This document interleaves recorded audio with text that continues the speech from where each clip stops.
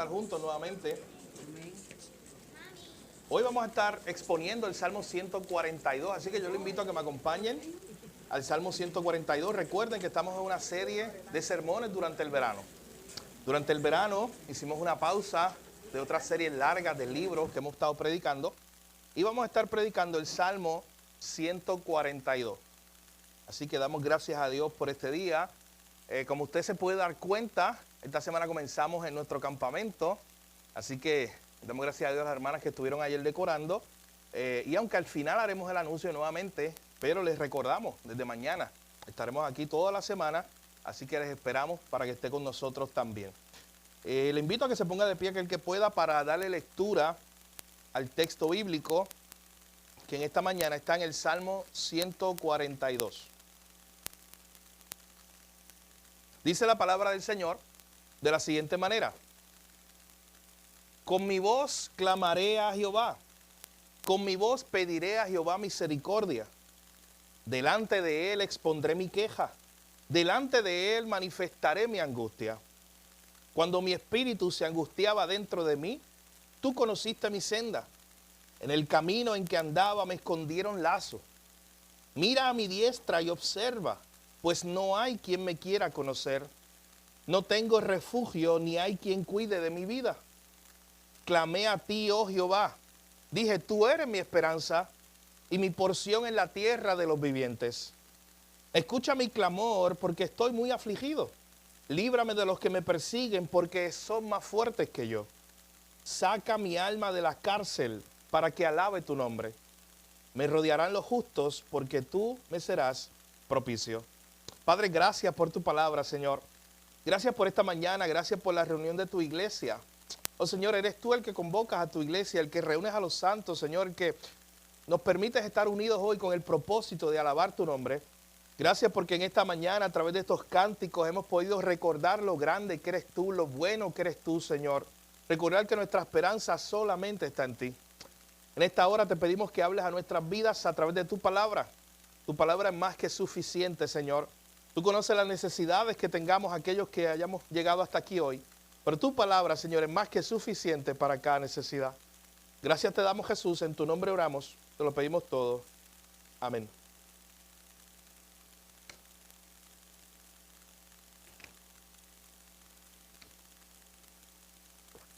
En el año 1940, en plena Segunda Guerra Mundial, los textos de historia nos dicen que ese año, poco a poco, las diferentes potencias o naciones europeas fueron cayendo bajo el régimen de los alemanes. Así que poco a poco Francia, Holanda y muchos otros territorios fueron cayendo presa de este régimen. Solamente quedaba Inglaterra o la Gran Bretaña porque era una isla aparte del continente europeo. Así que todos los ataques de Alemania en 1940 tenían un solo objetivo, especialmente al inicio del año, y es tratar de derrotar a Inglaterra, tratar de sacarla del mapa y dominar esa región para tener el dominio de toda Europa. Así que el ejército alemán envió todos sus aviones, toda su potencia, y ese año fue muy duro para Londres, especialmente la capital de Inglaterra. Día a día, los bombarderos alemanes llegaban, bombardeaban todos, y ellos tiraban un tipo de bomba que al final, cuando caía, lo que provocaron era un incendio. Así que la ciudad poco a poco se destruía.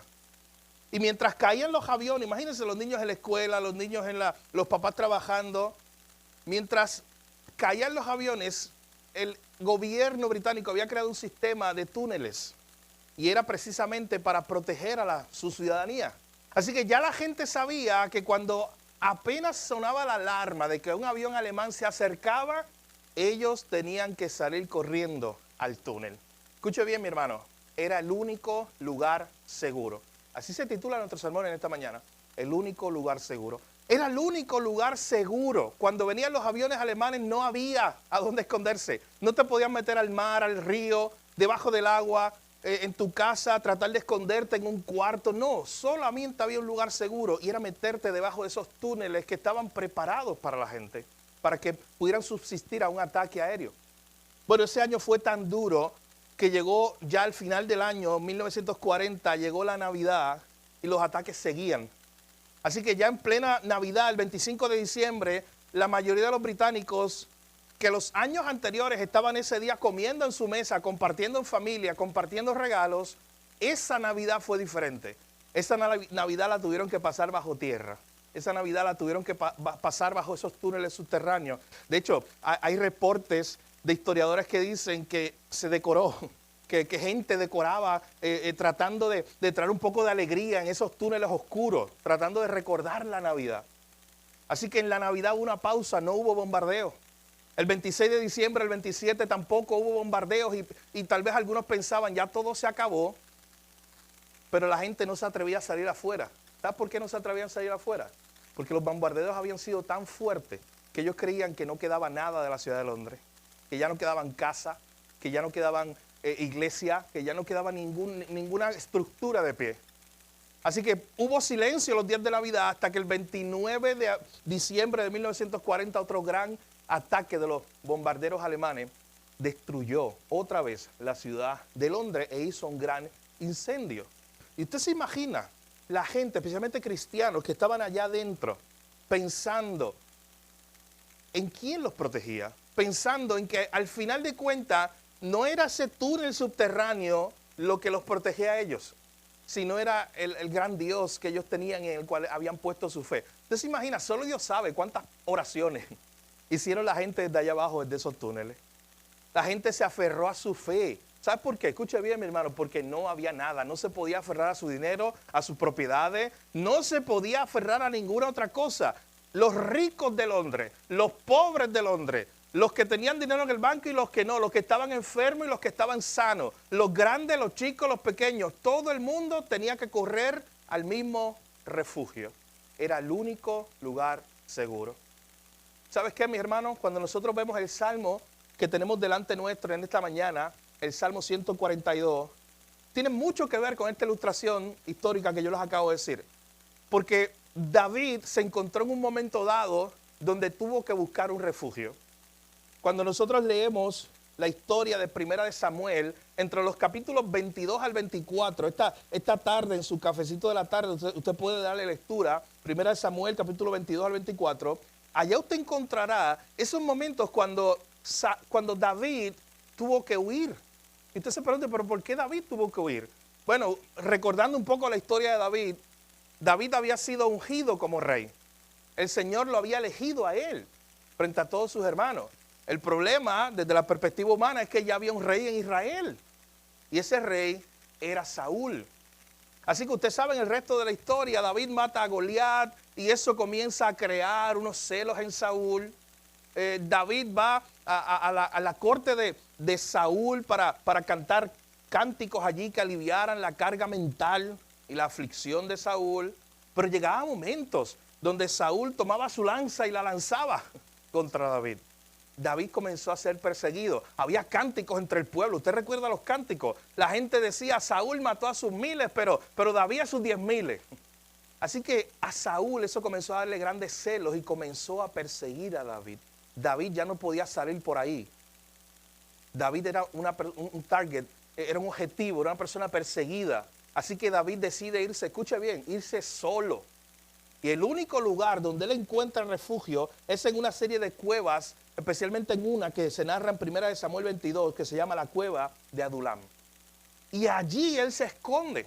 Mi hermano, él estaba solo, escondido, sabiendo que si salía probablemente su vida estaba en riesgo. El único lugar seguro que él encontró, y esa es toda la tesis de nuestro sermón esta mañana, no fue incluso la cueva de Adulam. El único lugar seguro que él encontró fue esconderse bajo la sombra del Omnipotente, como un día le escribió también. Fue refugiarse en Dios. Pero allí dentro, cuando él se encontraba en esta cueva de Adulam, él hizo una oración, él hizo una alabanza. De hecho, la mayoría de comentaristas bíblicos dicen que por lo menos hay 2 salmos que se escribieron en la misma cueva. Uno es el Salmo 57, que lo puede leer después usted más adelante para conocer el contexto. Y el otro es este que tenemos para estudiar hoy juntos en esta mañana, el Salmo 142. Mi hermano, y es que como David, todos llegamos a momentos en los que desaparecen todos nuestros recursos. O todos llegamos a momentos donde todas nuestras posibles opciones desaparecen. Piense por un momento, ¿sabe? Hay ocasiones donde las personas que confiábamos nos abandonaron. Hay ocasiones donde las soluciones se terminan. Donde usted piensa, tengo un problema, posible solución A, posible solución B y posible solución C. ¿Y qué pasa cuando usted trata la solución A, la B y la C y ninguna funciona? Hay momentos donde las fuerzas se agotan, donde el futuro parece oscuro. Y eso le pasó a David. Entonces noten que David tenía un choque de dos cosas. Una promesa de Dios, ya Dios le había dicho, tú vas a ser el rey, Dios lo había ungido. Pero una amenaza permanente, latente ahí, de Saúl persiguiéndolo. ¿En qué creería David? ¿Creería David en las promesas de Dios, el Dios que había enviado a Samuel para ungirlo y decir, tú vas a ser el próximo rey? ¿O creería David en las circunstancias que tenía de frente en ese momento? Un rey, pero en ese momento él estaba solo, él no estaba dirigiendo a ningún pueblo, él no tenía nadie que lo defendiera y se tenía que estar escondiendo en una cueva. Así que David escribió este salmo precisamente en un momento de eso, un momento difícil. Noten conmigo que aún el título del salmo dice, Masquil de David, oración que hizo cuando estaba en la cueva. Un masquil, cada vez que usted ve ese título, significa como una enseñanza, como es un elemento de sabiduría. Es algo de sabiduría que te quiere dar el autor. Así que cuando dice masquil de David, es una reflexión de sabiduría de David que nos quiere dar a nosotros en ese momento cuando él se encontraba huyendo. Piense conmigo esta mañana, mi hermano, antes de entrar al texto, todo este contexto que hemos hablado, que estaba rodeando esta historia. David era el hombre escogido por Dios para ser rey, pero estaba viviendo como un fugitivo. David era el hombre escogido por Dios para ser rey, pero se tenía que estar escondiendo de sus perseguidores. Él no tenía ejército, él no tenía palacio, él no tenía seguridad. En este momento él no tenía ni siquiera amigos que pudieran rescatarlo. Hubo un momento más adelante, si usted sigue leyendo la cronología bíblica, que hay un grupo de personas que se llama los valientes de David. Era literalmente un grupo de soldados, que así como David había derrotado a Goliat, también esos soldados especiales, eran como, usted llámele la élite, los soldados más poderosos de David. Esos siempre estaban con él y también derrotaron gigantes, nos dice el texto bíblico. Pero lo interesante, mi hermano, que para este tiempo esa gente no estaba. David no tenía nada. No tenía amigos, ejército, palacio, ni seguridad. Lo único que tenía era a Dios. Y de hecho, yo creo que precisamente ahí encontramos la gran enseñanza de este salmo. Hermano, la verdadera esperanza nos va a enseñar este salmo. No nace cuando nuestras circunstancias mejoren. David no estaba esperando que sus circunstancias simplemente mejoraran allí. David en ese momento difícil estaba poniendo su confianza en su único refugio. David en ese momento difícil, ¿sabes qué estaba reconociendo? Que Dios para él era su único refugio y que Dios para él era suficiente. Miren, nosotros no cantamos aquí hace unos minutos Jesucristo basta. ¿Sabes que lo que estamos cantando a través de nuestros labios es Jesucristo es suficiente? Lo que estamos cantando es Jesucristo, si es lo único que tengo, pues está bien, lo tengo todo. Pero el problema es que muchas veces cantamos que Jesucristo basta, pero muchas veces es en el momento de más necesidad, que es cuando lo descubrimos, cuando todo lo demás desaparece. Cuando se nos quitan todas las cosas en las cuales nosotros estamos dependiendo. Y noten que en la cronología de la historia de David, este evento no pasó cuando él tenía palacio, ejército, riquezas, y de momento lo perdió todo, y ahí se recordó que tenía a Dios. No, mi hermano, en este momento David no tenía nada de eso. Y para él fue muy importante reconocer a quien él tenía en los cielos, que tenía un refugio en el Señor. Así que acompáñeme a ver en esta mañana los versículos 1 al 7 de este Salmo 142, específicamente viendo este tema de la esperanza que tenía el salmista cuando encontró el único lugar seguro. Así que en primer lugar, los versículos 1 y 2, la esperanza comienza derramando nuestro corazón delante de Dios. Ahí comienza a manifestarse nuestra esperanza, nuestra fe. Ahí comenzó todo. Miren el verso 1 y 2. La esperanza comienza con un clamor. Aquí tenemos al salmista. Ya ustedes saben el contexto. Él está escondido. Su corazón está latiendo porque él no sabe si Saúl está en la próxima esquina para llegar a matarlo. Pero ahí en ese lugar, en ese momento, él dice lo siguiente: con mi voz clamaré a Jehová, con mi voz pediré a Jehová misericordia, delante de él expondré mi queja, delante de él manifestaré mi angustia.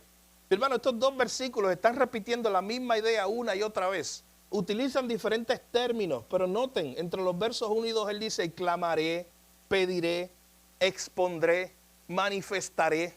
En otras palabras, él está diciendo: yo estoy aquí, Señor, cuando no hay nadie, estoy solo, y lo único que me queda eres tú, Señor, abriendo mi corazón delante de ti, con mi voz, Señor. Noten que 2 veces lo usa en el verso 1, con mi voz aquí estoy clamando.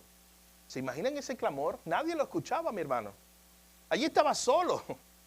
Tal vez los animales que se encontraban en la cueva, pero nadie estaba escuchando a David en ese momento. Pero él sabía que aunque él no lo viera en ese momento, Dios estaba con él. Aún en la cueva, aún en ese lugar, él sabía que Dios estaba allí, que Dios nunca lo abandonaba. Y él entonces dice: con mi voz yo clamaré. David no comienza esta escena sacando un papelito, dibujando una estrategia, un mapa, buscando la idea de: oye, ¿y cómo yo voy a salir de esta? Déjame inventar una ruta de escape. Bueno, yo estoy en esta cueva, Saúl se supone que venga por acá, yo hago un túnel y salgo al otro lado. No, mi hermano, lo primero que hace David no es eso. David no comienza pensando: ¿cuáles son mis aliados? Bueno, tal vez si yo llamo a fulano y fulano, ellos vienen a defenderme. No, mi hermano, David comienza orando. Lo que se supone que es lo primero, que a veces tú y yo dejamos para lo último. David comienza orando. Hermano, no tengas en poco lo que es la importancia de la oración en nuestra vida. Lo que se supone que es primero, que es nuestra primera opción. Muchas veces es nuestro último recurso. Lo último que hacemos es orar, después de tratar de arreglar las cosas nosotros. Mi hermano, aquí David está enseñándonos que en el momento difícil, cuando estaba solo y perseguido sin saber qué iba a pasar con su vida y no tenía a nadie, él hizo lo primero que tiene que hacer un creyente: es ir a Dios. Con mi voz clamaré al Señor. Yo pediré al Señor misericordia. Hermano, él está llevando toda su angustia al único que podía sostenerla. Él está llevando toda su aflicción, todo su miedo, porque probablemente él tenía temor también. Lo está llevando al Señor. Y algo importante que podemos recalcar aquí es que la Biblia nunca enseña que el creyente debe negar su dolor, sus temores, su aflicción. Eso no lo enseña la Biblia, al contrario. Usted ve muchos personajes bíblicos que cuando tuvieron miedo fueron delante del Señor con ese temor. Cuando tuvieron aflicción fueron delante del Señor con esa aflicción. Bueno, Jesús mismo, uno de los pasajes más impresionantes en la historia bíblica, Juan capítulo 11, Jesús lloró. Él se afligió, él mismo. Así que la Biblia nunca enseña que el creyente debe negar la aflicción, el temor, el dolor.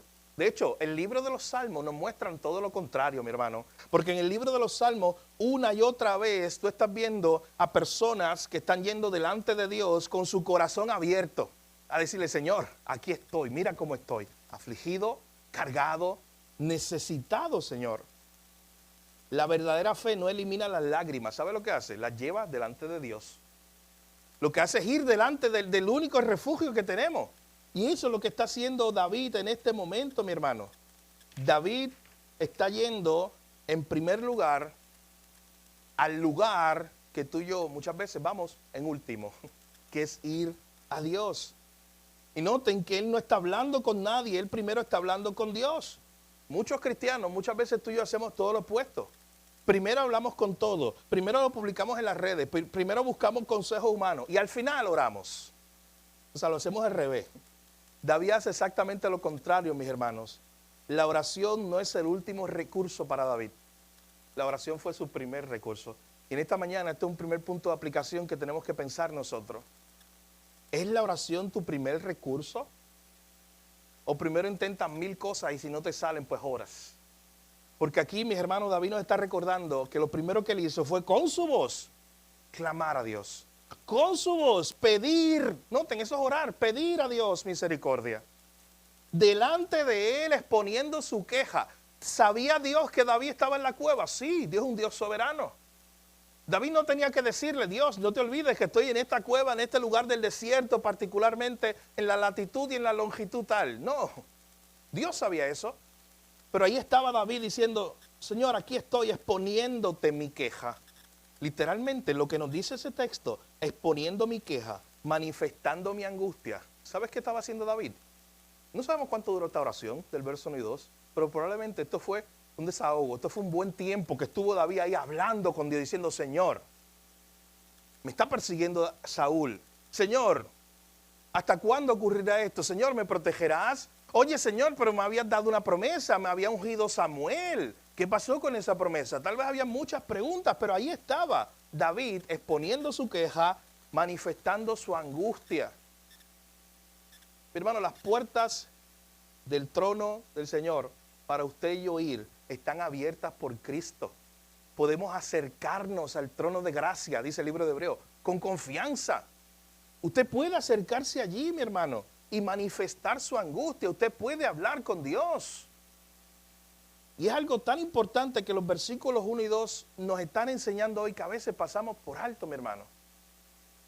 No es malo hablar con otras personas acerca de tus problemas, pero es mucho mejor ir primero a hablar con Dios acerca de eso. No es malo tener personas alrededor tuyo, es bueno tener personas alrededor tuyo a las cuales tú le cuentes tus situaciones, tus quejas, tus angustias. Mi hermano, pero que la primera persona que lo sepa sea Dios. Aquí David te está mostrándonos ese ejemplo. Así que en primer lugar, en los versículos 1 y 2, vemos en esta mañana, mis hermanos, que la esperanza comienza ahí, con la oración.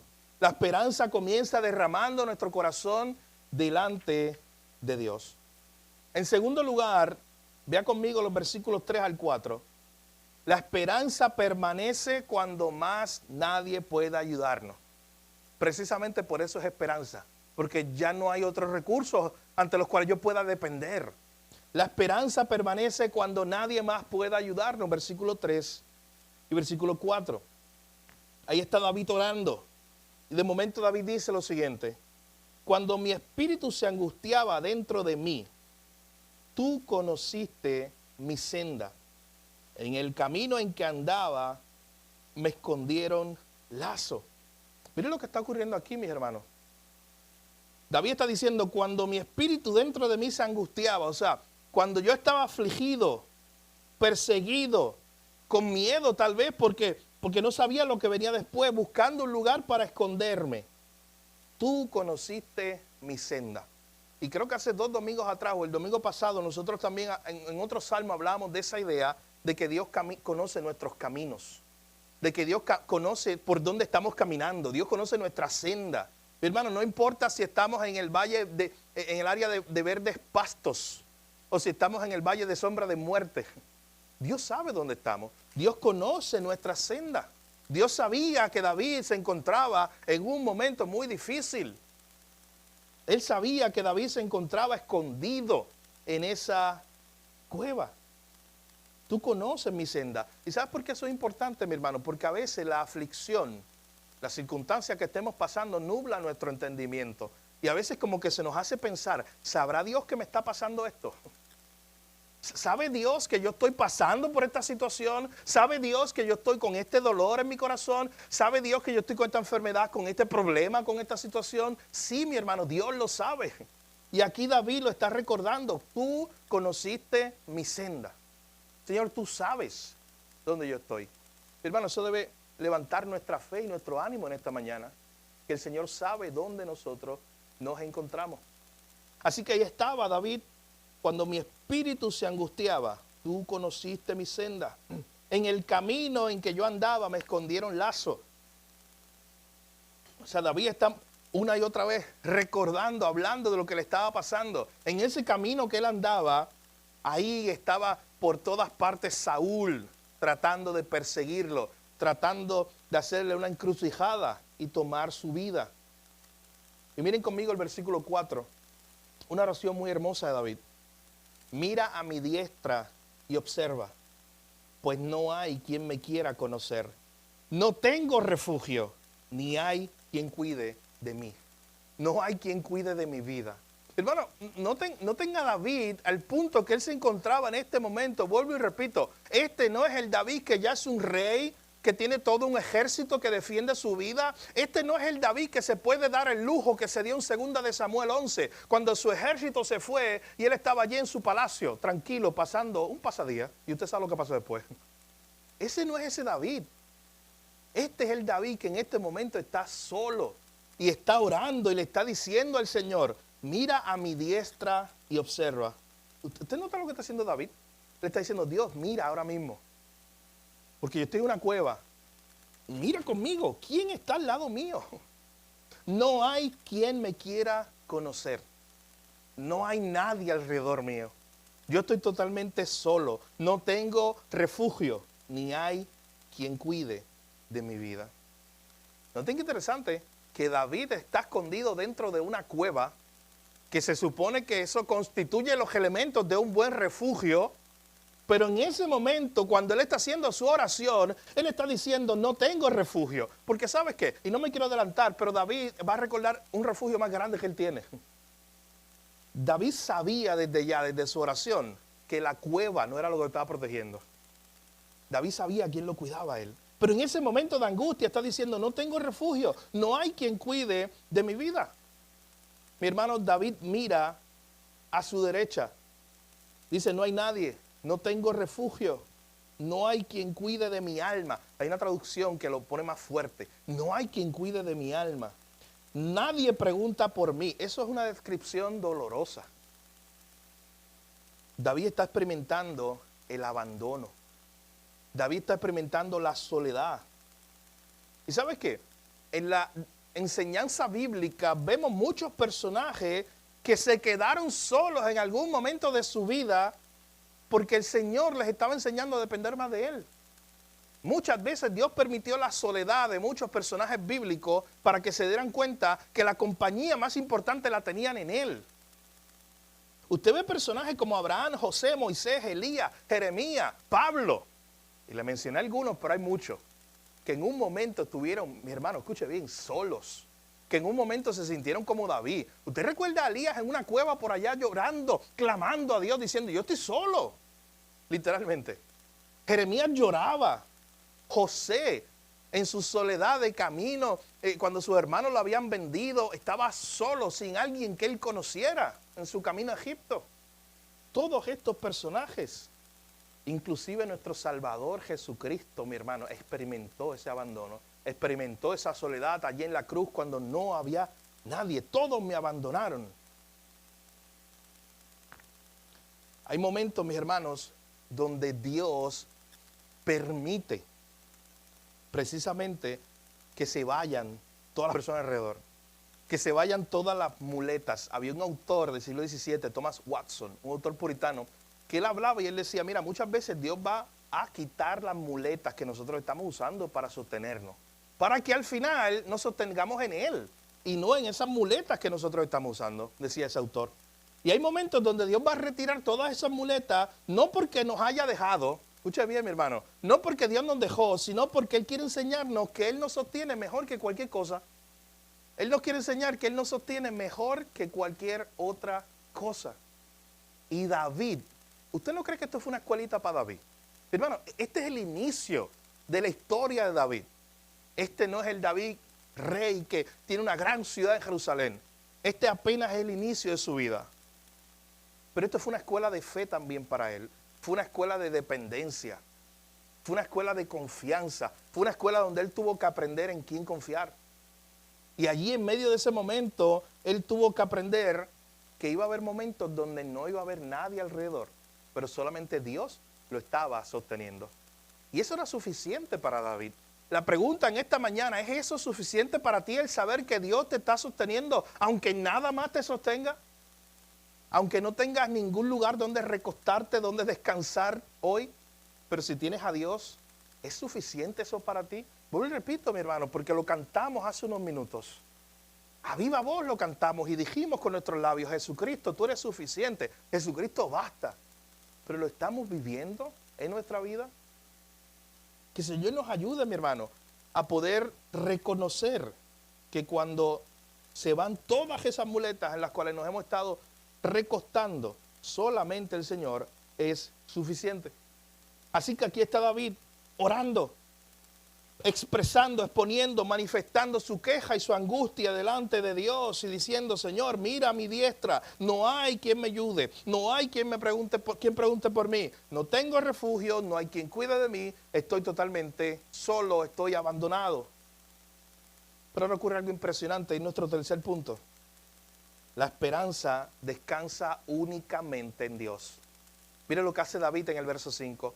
La esperanza descansa únicamente en Dios, mi hermano, y aquí hay un contraste entre lo que acabamos de ver cuando él decía: no tengo refugio, ni hay quien cuide de mi vida, y luego en el verso 5, cuando él ora otra vez y dice: clamé a ti, oh Jehová, y dije, tú eres mi esperanza. ¿Ustedes notan el contraste? Cuando él desde la perspectiva humana estaba totalmente abandonado, totalmente solo, diciendo: no tengo refugio y nadie cuida mi vida, pero luego en su oración dice: Señor, tú eres mi esperanza.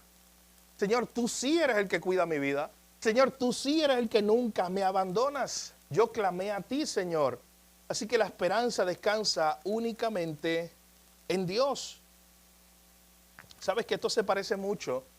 Esto que él dice aquí en el verso 5, clamé a ti, oh Jehová, dije, tú eres mi esperanza, tú eres mi porción en la tierra de los vivientes. Se parece mucho al Salmo 57.1, que yo le decía ahorita que ese Salmo 57 también se escribió en este mismo momento, cuando él se encontraba en esta cueva.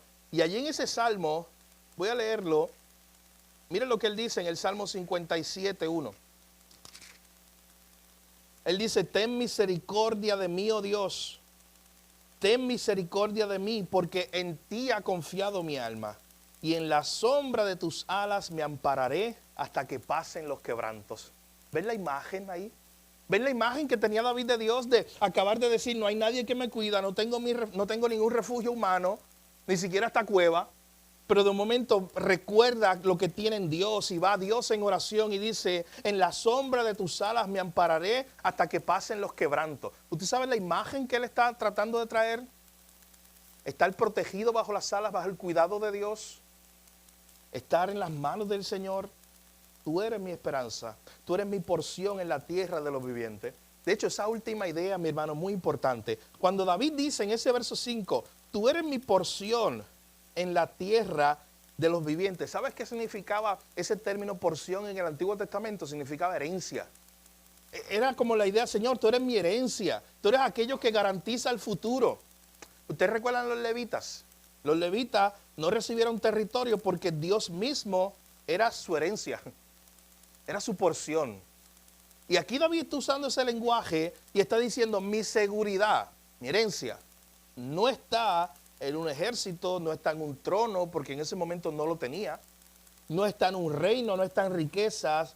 Mi herencia es Dios mismo. Pero hermano, miren qué gran enseñanza, a qué gran conclusión llegó David en ese momento de su vida. Cuando todo falta, tengo lo más importante siempre. Te tengo a ti, Señor, está diciendo David. Tú eres mi herencia, tú eres mi porción. Y la pregunta de aplicación en este punto es esa precisamente, mi hermano. ¿Has estado en ese momento donde precisamente te das cuenta que tener a Dios es tenerlo todo? Que tener a Dios es más que suficiente. Que le puedes decir a Dios, como le está diciendo el salmista aquí en este pasaje: Señor, tú eres mi herencia, tú eres mi porción. Y aquí con esta idea encontramos una gran verdad bíblica que recorre todo el texto bíblico. El mayor regalo que Dios nos da, mi hermano, no es salud, no es éxito, no es riqueza, ni siquiera es quitarnos los problemas que tenemos. El mayor regalo que Dios da es el mismo. Miren la cruz. De tal manera amó Dios al mundo que ha dado a su Hijo, que nos ha dado el mismo. Romanos capítulo 8 también dice: oye, si nos dio al Hijo, ¿cómo no nos dará con Él juntamente todas las cosas? Ya nos dio lo más grande. Ya nos dio todo. Y esa es la gran verdad en la cual está descansando el salmista en este pasaje. Él está recordando: Señor, tú eres mi porción. Hay otra traducción que dice: Señor, tú eres todo lo que quiero en la vida. esa otra traducción de este versículo. En la Nueva Versión Internacional dice, Señor, tú eres mi porción, tú eres mi herencia, tú eres lo que yo necesito. Luego en el versículo 6, él continúa diciendo, escucha mi clamor, Señor, porque estoy muy afligido. Líbrame de los que me persiguen. Y aquí en la última parte del verso 6 hay otra lección muy importante. Líbrame de los que me persiguen porque son más fuertes que yo. ¿Sabes qué? Ahí tenemos a David reconociendo que él es débil, pero que Dios es fuerte. Miren todas las lecciones que aprendió David aquí. En medio de, eso fue una escuelita, como yo le decía hace un tiempo atrás. En esa cueva, en ese lugar, él aprendió tantas cosas, recordando en oración delante de Dios quién era su esperanza, recordando que el primer lugar a donde él iba siempre tenía que ser Dios, recordando que él estaba solo, que no tenía ningún refugio, recordando que, Señor, tú conociste mi senda, tú sabes dónde yo estoy hoy, recordando que Dios sabe dónde él estaba en todo momento de su vida, recordando que el Señor era su esperanza, que era su porción o su herencia. Pero aquí también, mi hermano, en el verso 6, David aprendió algo muy importante y lo está reconociendo en ese pasaje. David recordó que él era débil, que él era muy débil, pero que su Dios era un Dios fuerte, muy fuerte. Miren lo que le está diciendo aquí, Señor, escucha mi clamor, yo estoy afligido, tú que eres fuerte, tú que puedes, yo no puedo, tú, Señor, líbrame de los que me persiguen. ¿Podía David en ese momento él luchar solo con sus fuerzas contra todo el ejército de Saúl? Eso era imposible. En sus fuerzas él sabía que no podía hacer eso. Él tenía la experiencia ya de derrotar a un gigante. Y noten lo interesante, David no se está jactando de eso. David no está aquí diciendo, sacando los molleros, como decimos nosotros. Hey, si yo me enfrenté a David, si yo me enfrenté a Goliat, y si yo lo derroté, ser un gigante, yo voy para allá y yo voy a pelear con Saúl. No, mi hermano. Él está reconociendo que él es débil. El que mató a Goliat está aquí reconociendo que él es débil y que Dios es fuerte. De hecho, esto también es muy recordatorio para nosotros, mi hermano, que ningún personaje bíblico buscó llevarse la gloria a ellos. Nunca usted va a encontrar a David jactándose de eso. Yo me temo que en épocas contemporáneas de nuestro tiempo, cualquiera podría, con un evento como ese, de derrotar a Goliat, tuviera un boot y haría una gira a diferentes iglesias para firmar autógrafos. Aquí está el gran David, derrotador de gigantes. Y hacían figuritas de David y gigantes, y nos tirábamos la foto con él, y él se convertía en una celebridad. ¿Usted sabe de qué yo hablo? Pero David no estaba interesado en eso, mi hermano. Él era el derrotador de gigantes, él lo había hecho. Pero él sabía que en ese momento, cuando derrotó al gigante y cuando estaba huyendo en la cueva, él estaba dependiendo del mismo Dios fuerte. Que era Dios fuerte el que peleaba por él. De hecho, ¿usted no recuerdan las palabras de David contra el gigante? ¿Usted recuerdan esas palabras? Él le dijo, tú vienes contra mí con espadas jabalinas. Yo vengo contra ti en nombre del Señor de los ejércitos. Con la fuerza de él. David era un jovencito, pero él decía, con la fuerza de Dios. Así que aquí está David reconociendo que él es débil. Líbrame, Señor, tú que eres fuerte, tú que puedes derrotarlos a ellos, Señor. Derrótalos, líbrame de ellos. Ellos son más fuertes que yo. Y esto es tan importante, mi hermano, porque a veces tú y yo nos hacemos los fuertes, o creemos que somos fuertes, o porque hemos vencido algo en términos espirituales, que hemos pasado, hemos superado una prueba, una situación, creemos que nosotros en nuestras fuerzas podemos enfrentar otras cosas. No, mi hermano, siempre tenemos que recordar lo débiles que somos, pero lo fuerte que es Dios. Que nunca se nos olvide eso. Ellos son más fuertes que yo. David está reconociendo su debilidad y su total dependencia de Dios. Él no se cree el fuerte. ¿Sabes que cuando yo preparaba el sermón, a mi mente venía 2 Corintios 12:9? A mi mente venía ese diálogo de Pablo con Dios. Cuando Pablo tenía una lucha, cuando Pablo tenía una aflicción que le llama el aguijón, y cuando él va a Dios para que se lo quite, para que salga de eso, y Dios le dice, no, Pablo, bástate mi gracia. Mi poder se perfecciona en tu debilidad. Y él termina diciendo, porque cuando yo soy débil, entonces soy fuerte. Esto es lo que está pasando con David aquí, mi hermano. Cuando soy débil, entonces soy fuerte. Porque David está reconociendo que los enemigos son más fuertes que él y que él debe depender solamente de Dios. Así que mis hermanos, hasta este punto hemos estado viendo cómo la esperanza, número uno, comienza derramando nuestro corazón delante de Dios. La oración es el primer recurso, no el último, como vimos con David.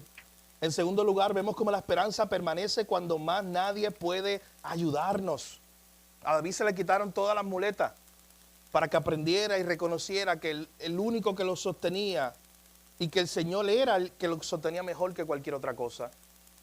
En tercer lugar, hemos visto que la esperanza descansa únicamente en Dios.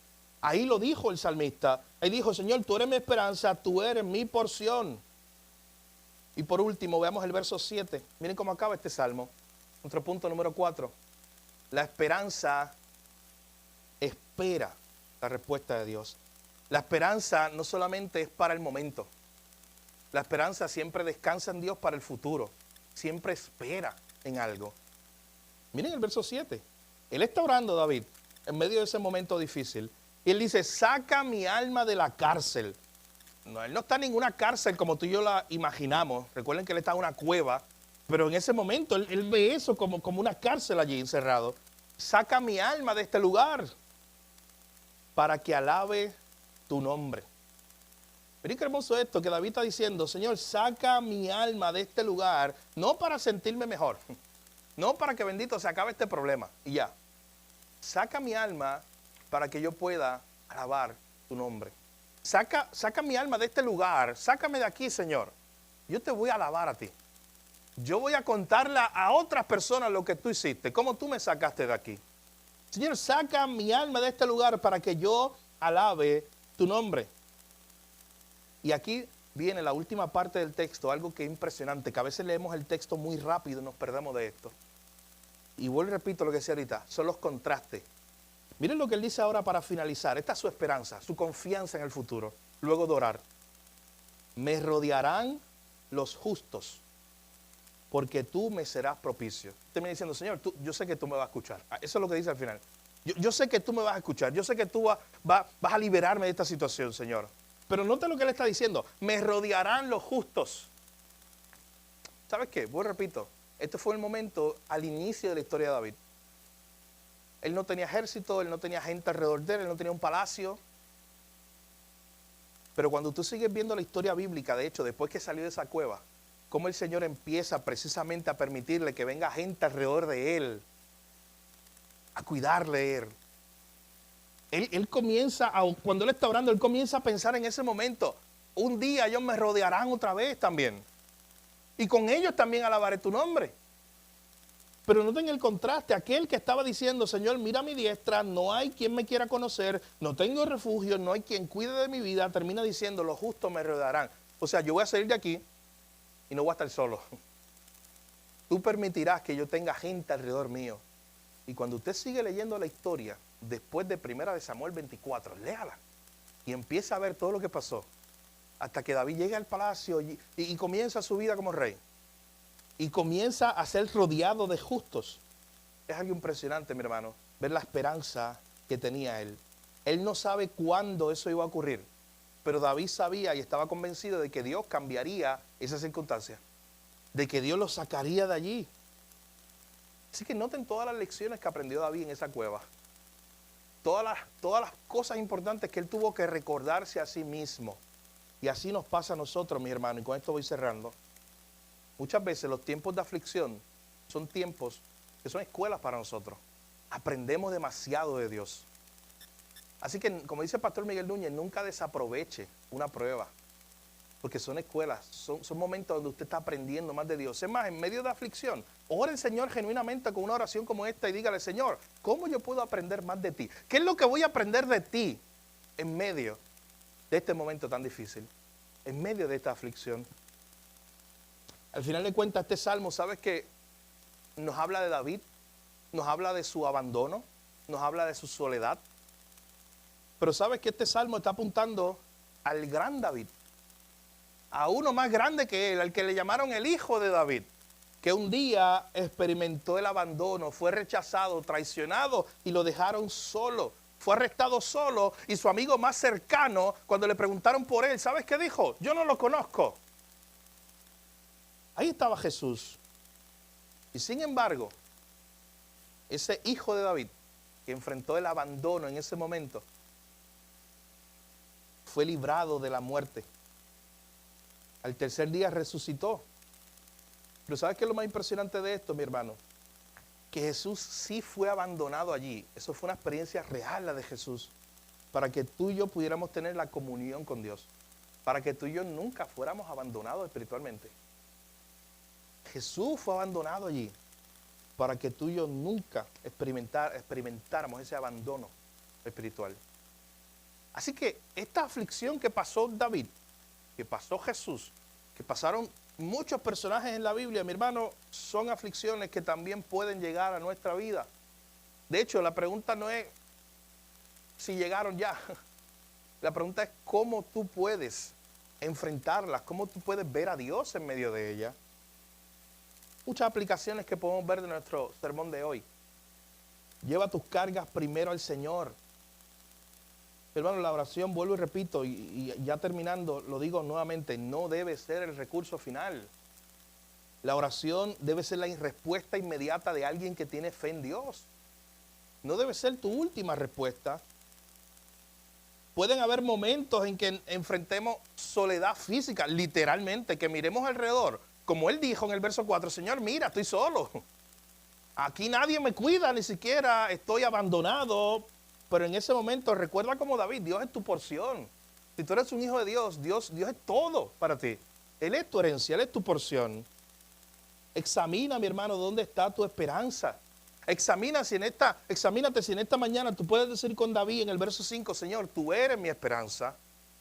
Tú eres mi única esperanza, tú eres mi único lugar seguro, mi único refugio seguro. David, al final de cuentas, terminó este salmo, mi hermano, con la esperanza de que Dios le sería propicio, de que Dios escucharía su oración, de que Dios no lo había abandonado y de que el Señor estaba con él. Miren todo lo que aprendió David aquí. David aprendió que no importa si estaba en el valle más oscuro, si estaba solo, Dios estaba con él. David aprendió, y esto fue bien al inicio de su ministerio, o de su vida, de su reinado, que si había gente o no había gente, Dios estaba con él. Que si habían problemas o no había problemas, Dios estaba con él. Dios era su refugio, Dios era su todo. Hermano, es así con nosotros en esta mañana. ¿Ves a Dios como el único lugar seguro, como el único refugio para tu vida, o estás dependiendo hoy de otras cosas? Piensa y medita por un momento, ya cerrando. Pensemos hoy, ¿en qué estamos dependiendo que no sea Dios? Y vayamos al Señor en oración en esta mañana y digamos, Señor, perdóname por tantas veces que he dependido de otras cosas que no es de ti. Señor, perdóname porque muchas veces voy primero a tratar de resolverlo yo, voy primero a contárselo a aquel o aquella y no hablo contigo de mis problemas, de mi aflicción. Aquí está David diciendo, Señor, con mi voz clamé a ti y delante de ti expuse mi queja. Delante de ti manifesté mi aflicción. Lo dijo en el verso 1 y 2. ¿Hacemos eso tú y yo delante de Dios? Démosle gloria al Señor porque por medio de Cristo tú tienes el camino para ir directo ahí, al Padre. A presentar tu corazón, a llevar tus cargas. Jesús lo dijo, el que esté cargado y cansado, venga a mí y yo lo haré descansar. Encontremos ese descanso en el Señor, mi hermano, en esta mañana. Vamos a orar. Padre, gracias por tu palabra. Gracias por recordarnos este hermoso Salmo 142, Señor, esta hermosa enseñanza, todo lo que aprendió David, lo que recordó David en medio de ese momento difícil. Señor, en ese momento no había palacio, no había riqueza, no había reino, él no tenía ejércitos, él no tenía nada. Solo te tenía a ti y tú le enseñaste que eso era suficiente. Señor, él fue a ti en oración, diciéndote incluso, mira alrededor mío, no tengo a nadie. Pero tú eres mi esperanza, tú eres mi porción, eres todo lo que tengo, eres mi herencia. Eso fue más que suficiente para él. Oh Señor, que así sea con nosotros en esta mañana. Oh Padre, perdónanos por todas las veces, Señor, que la oración ha sido nuestro último recurso. Que ir a ti a exponer nuestra angustia ha sido lo último que hemos hecho. porque hemos intentado nosotros solucionar las cosas de muchas maneras. Perdónanos por todas las veces que hemos buscado refugio, esperanza en otro lugar que no eres tú, Señor. Oh Padre, yo te pido que te muestres a cada una de nuestras vidas cada día como la única esperanza, que nos muestres, Señor, que no hay otro lugar en el cual estemos seguros que no sea en ti, Señor, en tus manos.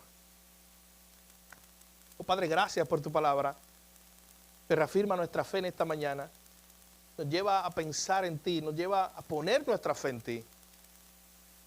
Señor, quita todas esas muletas, todas aquellas cosas en las cuales nosotros nos estamos sosteniendo y que podamos descansar solo en ti, Señor. Padre, ayúdanos. Gracias por Cristo. Gracias porque Él también enfrentó un abandono. Pero ahí Él estaba muriendo por nuestros pecados. Él estaba enfrentando ese abandono para que nosotros no experimentáramos ese abandono de Dios. Y gracias porque ahora Cristo abrió un camino. Y ahora podemos ir al trono de la gracia a hallar misericordia. Ahora podemos ir al trono de la gracia a hablar contigo, Señor, por medio de Cristo. A poner nuestros corazones delante de ti. Que no desaprovechemos esa bendición tan grande, Señor, que tenemos en Cristo. Padre, gracias por tu palabra. Que podamos decir junto a David, tú eres mi esperanza. Tú eres mi porción, tú eres todo lo que tengo. Gracias te damos, Jesús, en tu nombre oramos. Lo pedimos todo. Amén. Si estás en esta mañana aquí, no estás en Cristo, hoy es una buena oportunidad que el Señor te da para pensar, para reflexionar en tu vida. En dónde te estás refugiando, en dónde te estás escondiendo, en qué haces en los momentos difíciles. ¿En quién o en qué estás descansando?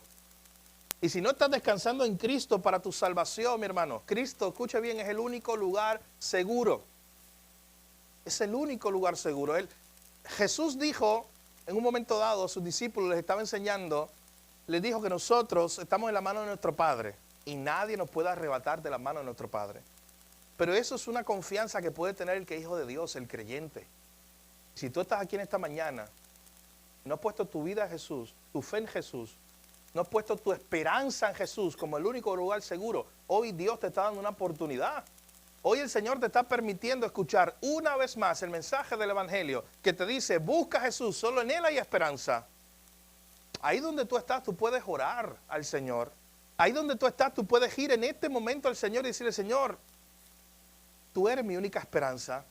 Señor, perdóname por mis pecados. Y ayúdame a entender, Señor, que yo no puedo salvarme yo mismo, que yo no puedo esconderme y protegerme yo mismo, que yo necesito a alguien más grande, que yo necesito un Salvador como tú. Aquel que tomó nuestro lugar, que pagó el precio que tú no podías pagar. Aquel que nos perdonó, que llevó la carga, la culpa nuestra, y nos dio su misericordia, nos dio su herencia, nos dio su salvación. Ese es Jesús. Y en esta mañana Dios te ha permitido escuchar una vez más acerca de Él. No rechaces el mensaje del Evangelio. Hoy puede ser el día de salvación para ti. No te vayas a este lugar si nunca has orado al Señor así. Si nunca has entregado tu vida a Cristo. Nosotros queremos orar por ti. La iglesia quiere orar por ti. Hay hermanos que quieren orar por ti. La persona que te invitó hoy puede orar por ti. Pero no te vayas de este lugar sin entregar tu vida a Jesús si nunca lo has hecho. Pero de igual forma, como iglesia, pensemos por un momento y oremos al Señor y llevémonos en nuestra mente esta tarde, esta semana, toda esta enseñanza del Salmo 142. Una vez más recordando, Señor, tú eres mi esperanza, tú eres mi porción. Te tengo a ti, lo tengo todo, Señor. Que no se nos olvide eso. Es muy fácil, mi hermano, que se nos olvide en el día a día que el único lugar seguro es el Señor. Es muy fácil que en el día a día dependamos de otras cosas y no de Dios. Es muy fácil que en el día a día la oración sea el último recurso. Comencemos a practicarlo, mi hermano. Que siempre la oración, siempre hablar con Dios, clamar a Dios, como decía el salmista en el verso 1 y 2, está nuestro primer recurso. Que el Señor nos ayude a vivir a la luz de su palabra en esta mañana. Si el Señor lo permite, el próximo domingo continuamos.